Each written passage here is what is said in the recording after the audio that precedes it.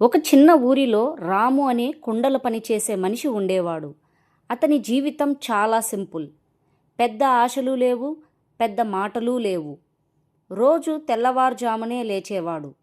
ఊరు ఇంకా నిద్రలో ఉన్నప్పుడు రాము మాత్రం మట్టితో పని మొదలుపెట్టేవాడు.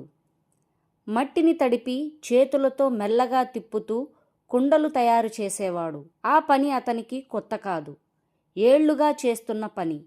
కానీ ప్రతి కుండ అతనికి కొత్తగానే అనిపించేది. రాము చేసిన కుండలన్నీ ఒకేలా ఉండేవి కాదు. కొన్ని బాగా గుండ్రంగా మెరిసిపోతూ ఉండేవి, కొన్ని కొంచెం అటు ఇటుగా చిన్న పగుళ్లతో ఉండేవి. అందులో 2 కుండలు మాత్రం ఎప్పుడూ రాము వెంట మాత్రమే ఉండేవి. ఒకటి చాలా అందంగా ఉండేది, ఎక్కడా లోపం కనిపించదు. మరోటి మాత్రం పక్కన చిన్న పగులు ఉన్న కుండ. రోజు ఉదయం రాము ఆ 2 కుండలలో నీళ్లు నింపి ఒక కర్రను భుజాల మీద వేసుకొని ఊరి చివర ఉన్న బావి దగ్గర నుంచి ఊరి మధ్యలోని మార్కెట్ వరకు నడిచేవాడు. అందమైన కుండ ఎప్పుడూ గర్వంగా అనుకునేది, నన్ను చూడు, నేను ఎంత పర్ఫెక్ట్గా ఉన్నానో, నాలో ఒక్క చుక్క నీరు కూడా బయటకు పోదు అని. అది తనను తాను చాలా గొప్పగా భావించేది. కానీ పగిలిన కుండ మాత్రం రోజూ బాధపడేది. ప్రతి అడుగుకి తనలోని లోపం గుర్తుకు వచ్చేది. నేను పనికిరాను, నాలో నీరు నిలవదు, రాముకి నష్టం చేస్తున్నాను అని అనుకునేది. రోజు రాము భుజాల మీద ఉండడం కూడా తనకు భారం అనిపించేది. ఒకరోజు ఆ పగిలిన కుండ తన మనసులోని బాధను దాచుకోలేక రాముతో చెప్పింది, రాము, నన్ను వదిలేయ్, నేను నీకు పనికిరాను, నన్ను తీసుకెళ్తే నీళ్లు వృధా అవుతాయి అని. నువ్వు కష్టపడతావు.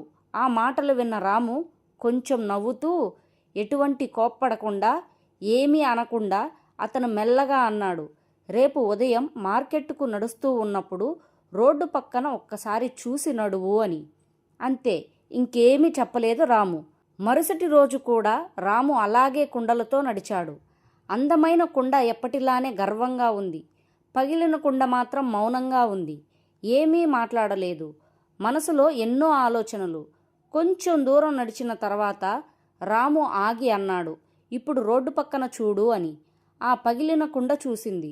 రోడ్డు పక్కన పూలు, ఎన్నో రంగురంగుల పూలు, చిన్న చిన్న పూలు అందంగా విరబూసి ఉన్నాయి. అంతవరకు ఆ దారి ఎప్పుడూ ఇలా ఉండేది కాదు. ఎండిపోయిన మట్టి, ఏమీ పెరిగేది కూడా కాదు.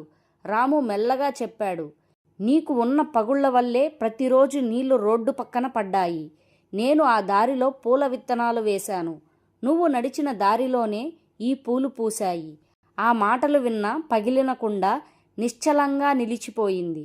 రాము ఇంకా అన్నాడు, నీ పగులు నీ లోపం అనుకున్నావు, కానీ అదే పగులు వల్ల ఈ దారి అందంగా మారింది.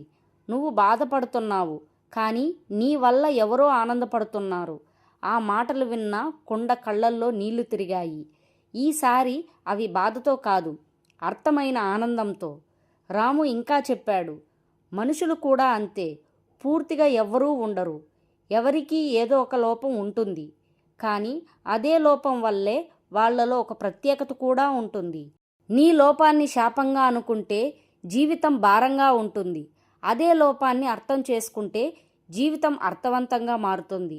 ఆ రోజు నుంచి పగిలిన కుండ తనను తాను ద్వేషించలేదు. తన పగులే తన బలం అని, తన విలువ అని అర్థం చేసుకుంది.